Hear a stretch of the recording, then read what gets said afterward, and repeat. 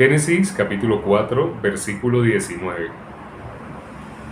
Y Lamec tomó para sí dos mujeres. El nombre de la una fue Ada y el nombre de la otra fue Sila. Entonces, aquí podemos ver, dice el 19, que Lamec tomó para sí dos mujeres. Vamos a mirar Génesis capítulo 29. Y vio Jehová que Lea era menospreciada y le dio hijos, pero Raquel era estéril. Y concibió Lea y dio a luz un hijo y llamó su nombre Rubén, porque dijo: ha mirado Jehová mi aflicción, ahora por tanto me amará mi marido. De Rubén, porque dijo: ha mirado Jehová mi aflicción. De Rubén sería aflicción, el nombre de Rubén. Conoció otra vez y dio a luz un hijo y por cuanto oyó Jehová que yo era menospreciada. Entonces ya sabemos, Simeón, ¿por qué? Porque ella era menospreciada. Concibió, el versículo 35, concibió otra vez y dio a luz un hijo y dijo: ahora esta vez se unirá mi marido conmigo, porque le da, y llamó su nombre Leví. Y el 35 dice: concibió otra vez y dio a luz un hijo y dijo: esta vez alabaré a Jehová. Por eso llamó su nombre Judá y dejó de dar a luz. Nuestro punto de vista se fija únicamente en el primogénito como el mayor. Pero Dios, ¿a quién elige para la primogenitura? A quien Dios quiere. En el caso de Jacob y Esaú, Dios escogió a Jacob, porque la bendición la había dado previamente, desde antes que nacieran. Dios ya había aborrecido a Esaú y había amado a Jacob. En este caso, el corazón de Dios, ¿con quién estaba? Con Lea. ¿Por qué? Lea era la menospreciada. Nosotros también sabemos que Dios, ¿a quién usa? Cuando leemos 1 Corintios capítulo 1, el versículo 26, 27, 28, 29, dice Dios a quién usa. La mirada de Dios en quién se centra. Alguien me lo dijo en alguna ocasión, me dijo: ¿usted no se dio cuenta por qué usted recibió la salvación en su familia? Yo fui el primero en mi familia en recibir la salvación. Pero, ¿qué característica delante de mis hermanos, delante del resto de mi familia, qué característica Dios se fijó en mí? Vamos a mirar 1 Corintios capítulo 1. 1 Corintios capítulo 1, versículo 27. Vamos a leer desde el 27. 1 Corintios capítulo 1, versículo 27. Dice: sino que lo necio del mundo escogió Dios para avergonzar a los sabios,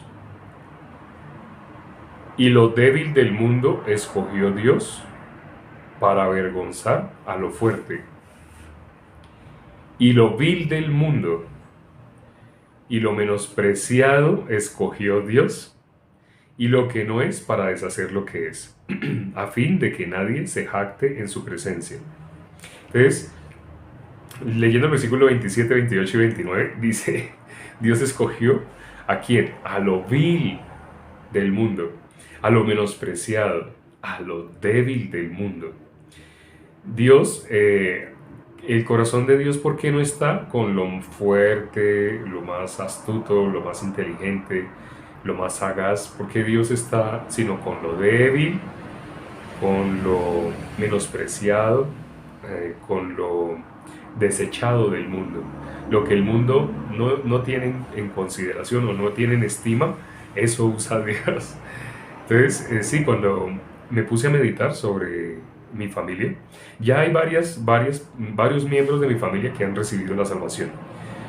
Por ejemplo, en el funeral de mi abuelita, yo le compartí a mi abuelita el evangelio, pero resulta que mi abuelita no había recibido la salvación.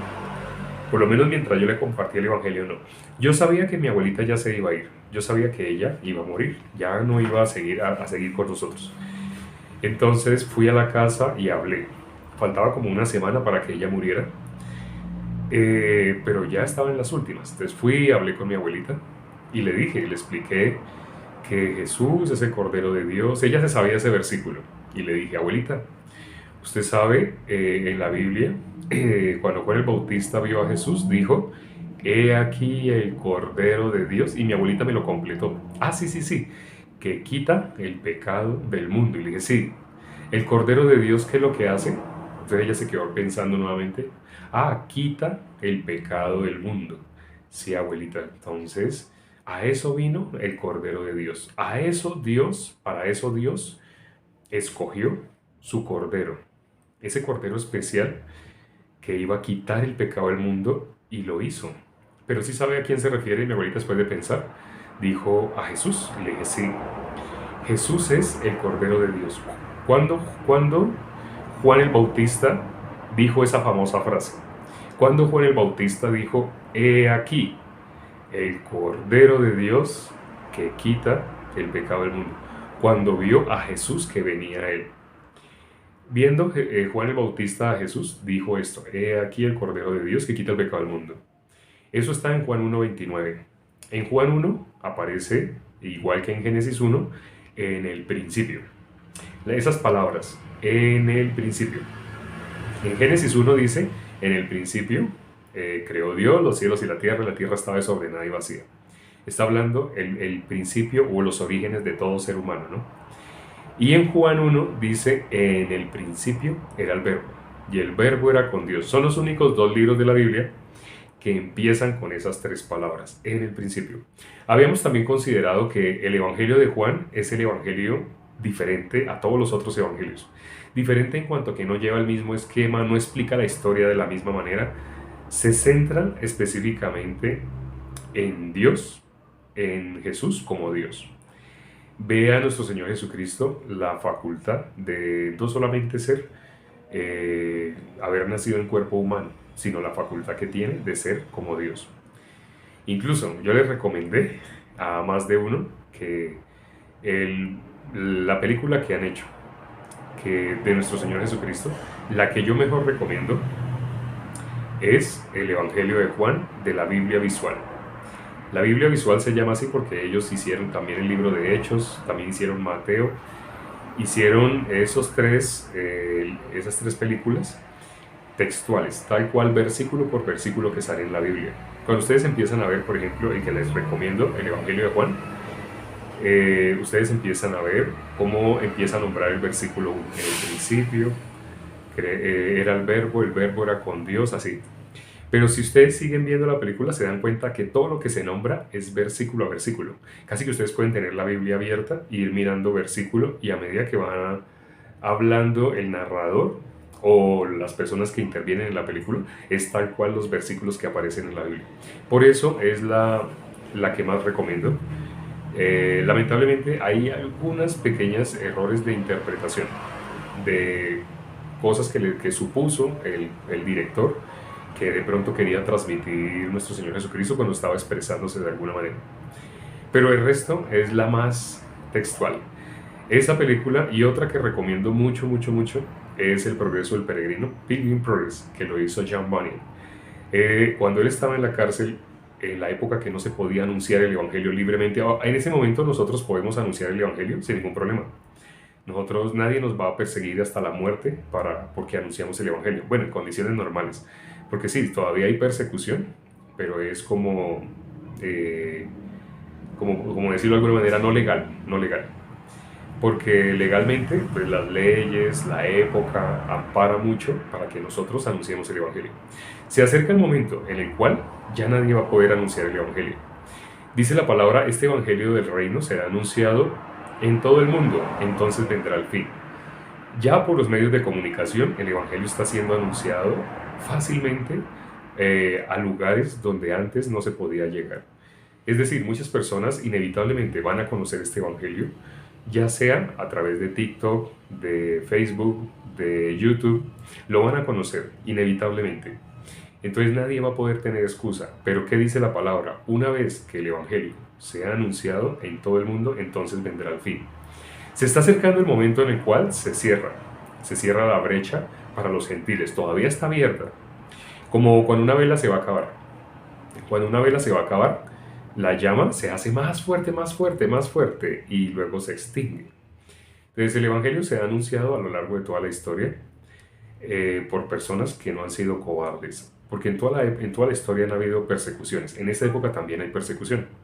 Ustedes podrán ver que si yo anunciara como la misma religiosidad que anuncia la gran mayoría, el 99% de las iglesias, nadie me perseguiría, nadie diría cosas negativas de mí. Pero como anuncio el Evangelio, muchos se van en contra. Y dicen, o sea que usted no peca, así me dicen, ¿no? Cuando les digo, Jesús vino para quitar el pecado del mundo. Jesús es el Cordero de Dios que quita el pecado del mundo. Como le dije a mi abuelita, después de que le prediqué a mi abuelita, yo pensé que ella ya había podido recibir, porque era la última vez que yo le iba a predicar. No sabía si le iba a volver a ver, pero ya sabía que mi abuelita se iba a ir. Entonces le prediqué y ella, al final, cuando ya me iba a ir, le dije, entonces abuelita, ¿tú eres o no eres pecador? Y me dijo, sí, mi hijo, yo soy pecador. Mi abuelita me dijo así, yo ya me tenía que ir y yo me sentí como en Ezequiel 33. Dice, el atalaya es puesto para anunciar. Entonces, si ve venir espada y el atalaya no anunciare y el pueblo no se apercibiere y murieren, Dios demandará esa sangre del atalaya. Pero si el atalaya, oyendo, sabiendo que viene la espada, él toca trompeta, él anuncia, y el pueblo se apercibiere, entonces ellos habrán librado sus almas, ¿sí? ¿A qué se refiere? A la persona que anuncia el Evangelio. Si nosotros sabemos, alguien está a punto de morir, pero nosotros tenemos un deber.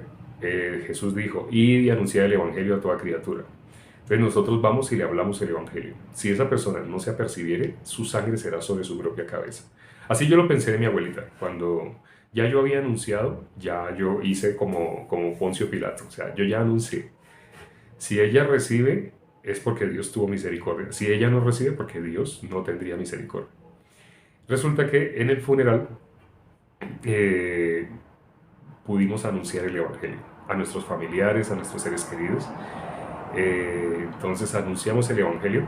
Lamentablemente, muchos oyeron, pero solo una de mis familiares, a través de la muerte de mi abuelita, recibió la salvación.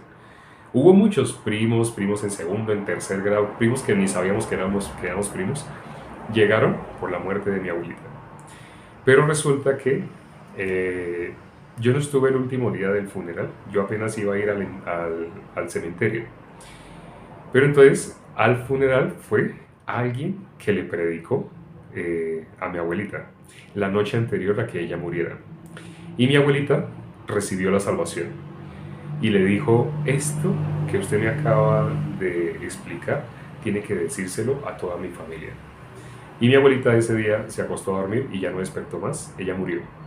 Pero ella dejó esa tarea. Entonces en el funeral se predicó.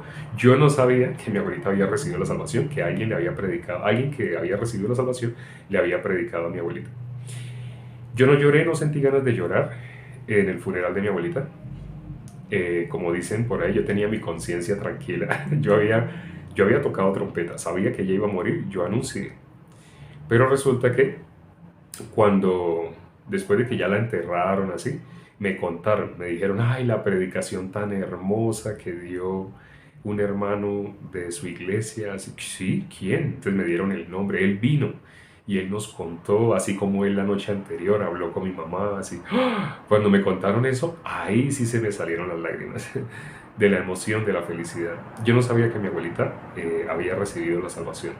Tristemente, toda su vida ella como vivió, toda su vida ella vivió en una religión, ya sabemos en cuál, en la religión que casi todos nacimos aquí en Latinoamérica, en la religión en la que nos bautizaron, hicieron un poco de ritos a lo largo de nuestra vida, como si esos ritos pudieran salvar a alguien.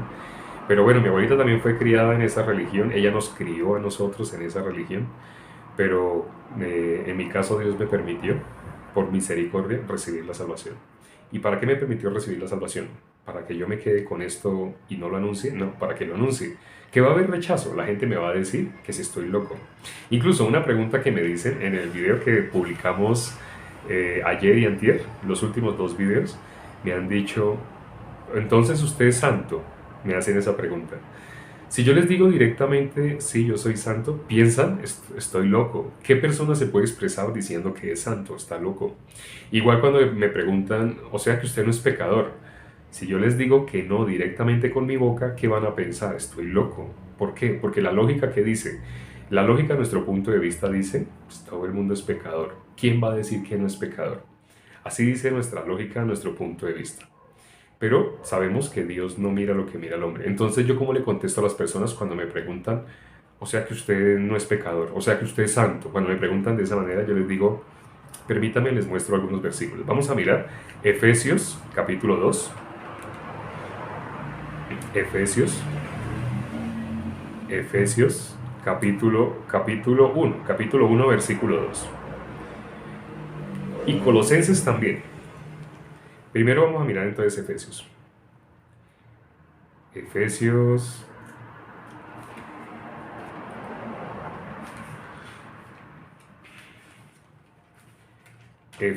capítulo 1. Dice el versículo 1. Primero se identifica al apóstol Pablo. Dice, Pablo, apóstol de Jesucristo, por la voluntad de Dios, a los santos y fieles en Cristo Jesús que están en Éfeso. Primero, como es una epístola, él se identifica, él dice quién es él. Y luego, él dice a quién va dirigida esa epístola. Entonces, como es la epístola de Efesios, va para los de Éfeso. Pero, ¿quiénes los de Éfeso? La iglesia que está en Éfeso. Pero la iglesia, ¿qué características tiene? Ahí lo dice ese versículo 1. Dice, Pablo, apóstol de Jesucristo, por la voluntad de Dios. Primero dice quién es él. Él es apóstol por la voluntad de Dios. Y lo está aclarando, lo está afirmando. Él es apóstol. Cuando miramos en Apocalipsis, solo hay puesto para 12 apóstoles. No hay puesto para 13.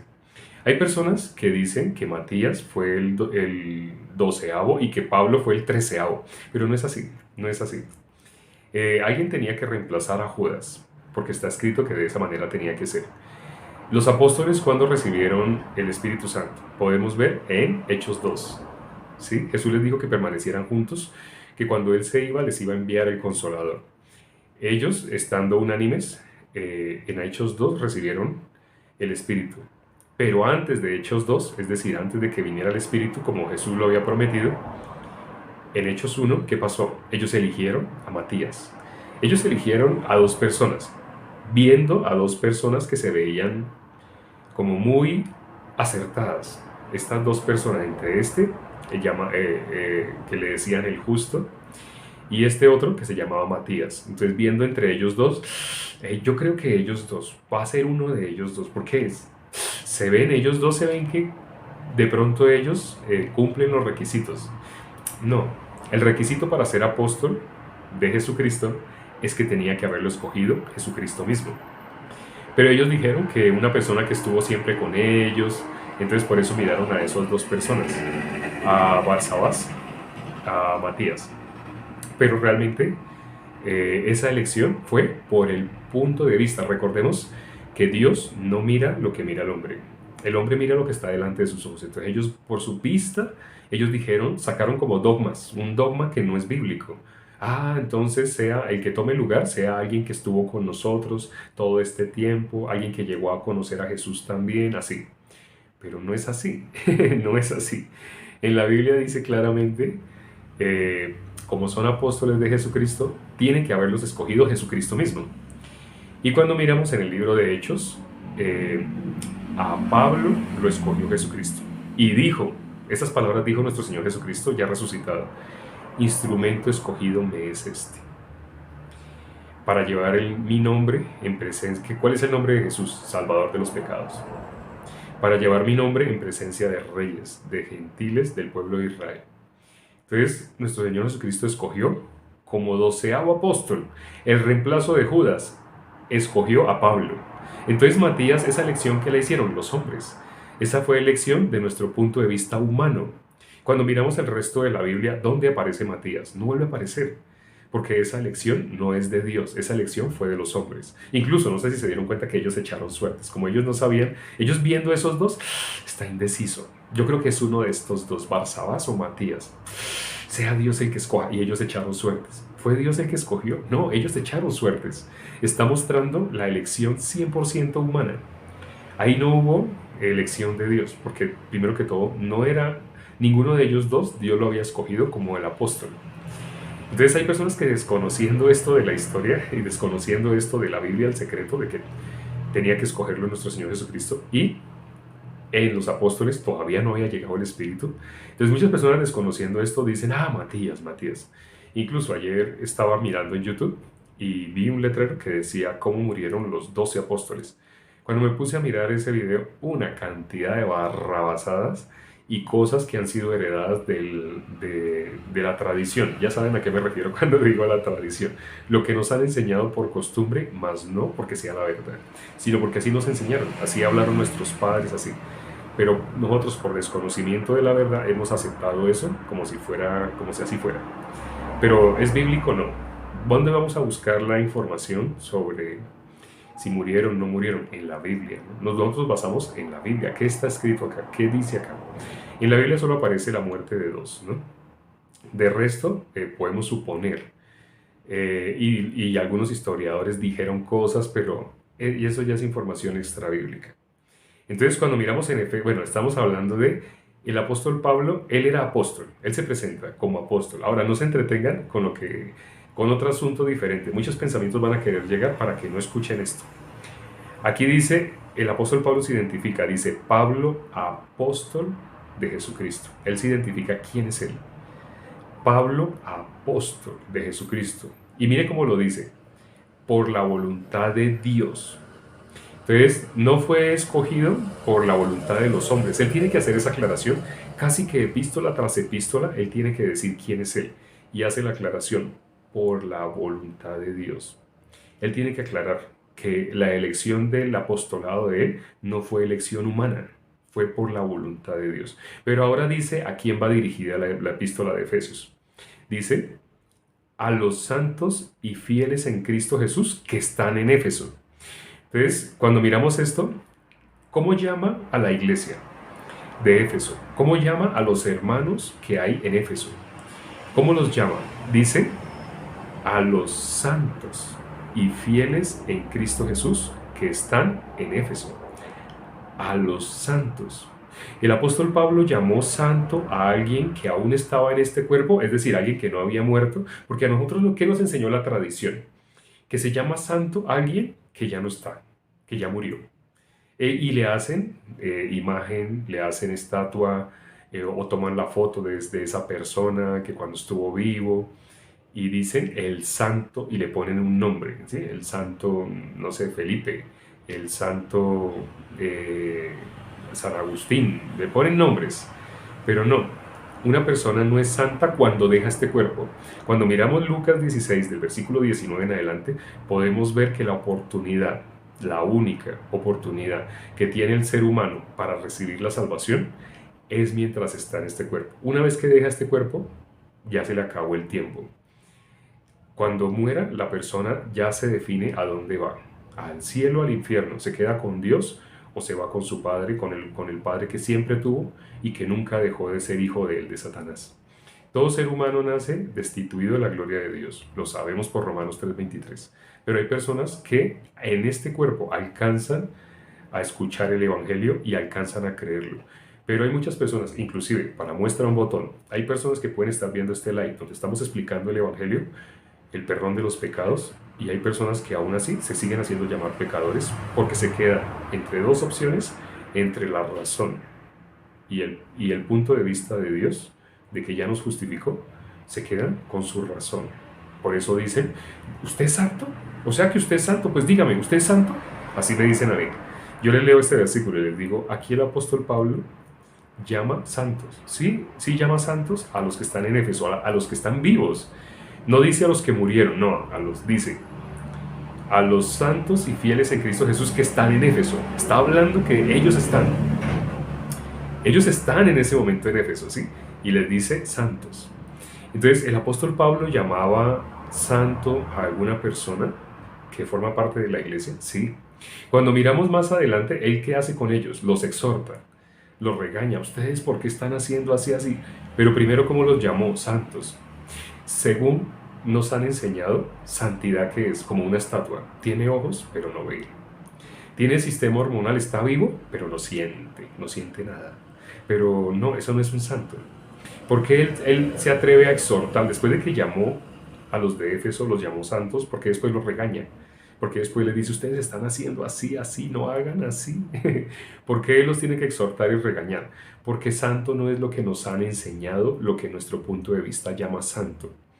La gente piensa que la santificación se logra de una manera progresiva, pero no hay nada más alejado de la realidad. Bíblicamente, en Hebreos 10:10, vamos a mirar este último versículo ya para terminar. En Hebreos 10:10 dice cómo una persona se convierte en santa. Hebreos capítulo 10, versículo 10. Es el último versículo que leemos el día de hoy. Dice, en esa voluntad somos santificados mediante la ofrenda del cuerpo de Jesucristo, hecha una vez para siempre. Había muchas ofrendas, pero las ofrendas tenían que realizarse vez tras vez, porque en Hebreos dice, esas ofrendas de ninguna manera pueden hacer perfecto a los que por medio de esas ofrendas se acercan delante de Dios. Pero la ofrenda de nuestro Señor Jesucristo fue hecha una vez y para siempre, porque no se hizo en el tabernáculo terrenal, sino se efectuó en el tabernáculo celestial, donde todo es eterno. ¿Y qué dice que sucedió con la ofrenda? Dice que nos hizo santos, aquí lo dice, lo leímos, ¿no? En esa voluntad somos santificados. La persona que ha sido santificada, ¿cómo se le llama? Santo. ¿Por qué? Porque ya fue santificado. Ah, pero es que la Santa Iglesia, yo no sé qué hice más, santificó a una persona que murió. Bíblicamente es una barbaridad. Como dijo alguien, es una estupidez. Disculpen, ¿no? Esa expresión puede sonar muy brusca, pero es una estupidez, literal. Llamar a alguien santo que dejó de vivir. No, bíblicamente, ¿a quién se llama santo? Dice, en esa voluntad somos santificados. Entonces, cuando les muestro estos versículos a una persona que me dice, ¿usted es santo? Le digo, según ese versículo, una persona que está en este cuerpo, que comete errores, que hasta el último momento lo que es nacido de la carne es carne, lo que es nacido de la carne, carne es, dijo nuestro Señor Jesucristo. Los errores que están en esta carne se van a seguir cometiendo mientras estemos en esta carne, porque los deseos, las pasiones van a combatir entre los miembros, lo dice el apóstol Pablo, estoy citando versículos. Entonces, a esas personas llama santos, sí. Algunas personas dicen, pero entonces nadie es perfecto. Ya podemos decir que sí, podemos ser santos, pero no somos perfectos, tampoco. Filipenses 3:15 ya les queda de tarea. Ahí el apóstol Pablo dice, así que todos los que somos perfectos. Sé que esto es un vocabulario que desfasa con la lógica y más de uno en ese momento estará experimentando choque, pero así es. El que es justo bíblicamente también es santo y también es perfecto delante de Dios. Vamos a orar para terminar. Padre, gracias por este tiempo que nos has permitido para considerar tu palabra. Gracias porque tu iglesia tiene una característica. Tu iglesia es justa, es santa, es perfecta. En la palabra dice que cuando nuestro Señor Jesucristo venga por su iglesia, viene sin relación con el pecado. Porque la iglesia de nuestro Señor Jesucristo sí éramos pecadores. Estábamos destituidos de la gloria de Dios por el pecado. Pero conforme a la palabra, fuimos justificados. Fuimos perfeccionados, fuimos santificados conforme a la palabra, no conforme a nuestro punto de vista. Conforme a nuestro punto de vista, diríamos lo que dice el 99% de las personas. Es que nadie es perfecto, nadie es santo. Así dicen las personas por ignorancia.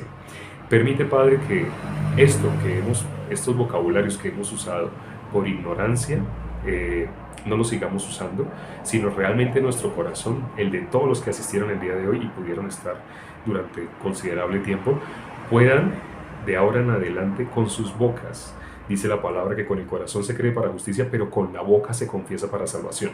¿Qué es lo que se confiesa para salvación? Lo que una persona logra creer en su corazón, que ya es justo, es santo, es perfecto. La persona que va a hablar de esa manera, el mundo le va a tratar como loco.